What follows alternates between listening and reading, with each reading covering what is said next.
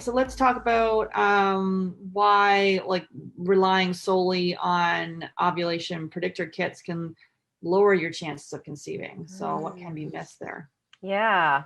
Well, so the ovulation predictor kits or OPKs, they don't actually show that ovulation is happening until like it's really happening.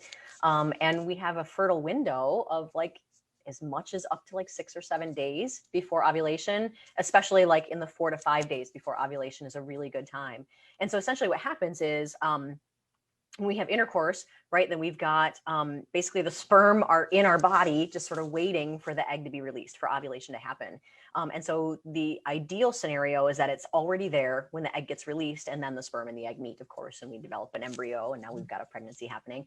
And so if we're doing the OPKs, we don't know that we're already in that fertile window until it's too late.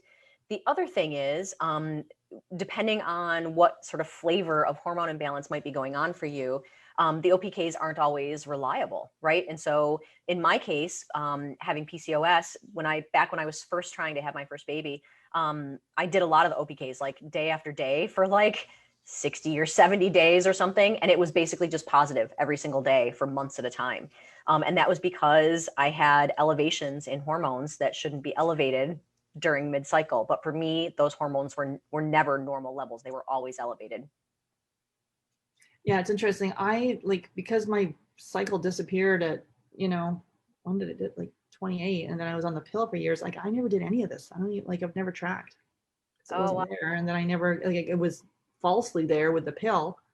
And then when I went off, my health was restored, but I for me, I didn't get, I waited too, it took like 10 years for me to figure this all out. So if you're still cycling naturally, or even if you're not, there's still things we can do to help.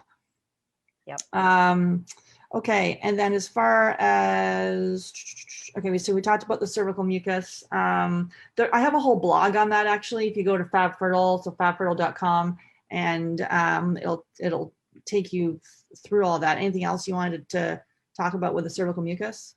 It's a really, really great tool, you guys. So even if, no matter what your goals are right now, just sort of tracking your cycle is a really, really useful tool. So whether you're trying to get pregnant right now or you're not trying to get pregnant right now, tracking your cycle has a lot of value. And so as you see variations happen, that's sort of how you know whether or not something is off and whether you're ovulating on time. And then there are certain like amounts of time. So for example, in order to have a healthy pregnancy, we need to have a luteal phase. So the time between your ovulation and your first day of bleeding needs to be a good 11 days or so.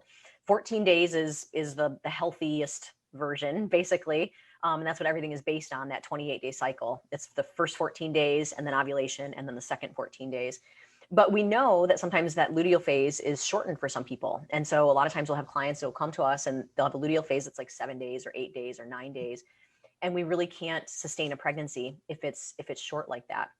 And so the more you track, the more we can sort of assess like what exactly is going on for you, so that we can make adjustments to have a healthy pregnancy. But that cervical fluid is really a really useful tool. And at least in my case, and most of the people, if we start to talk about it and we start to learn about like what are the signs, what are the different variations of it, it really is pretty telling as to exactly when you're ovulating. It's interesting with this stuff. Like never, I don't like it taught in sex ed class or any of this stuff, right? To know the basic things Never. about our body. Yeah. Yeah. Yeah.